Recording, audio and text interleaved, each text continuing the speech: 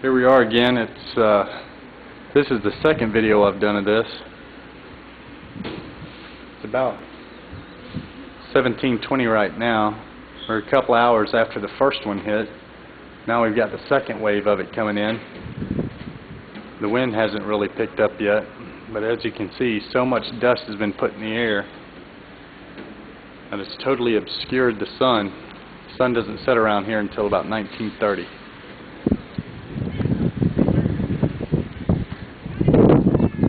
I'm out here to try to shut our door before the wind sets in.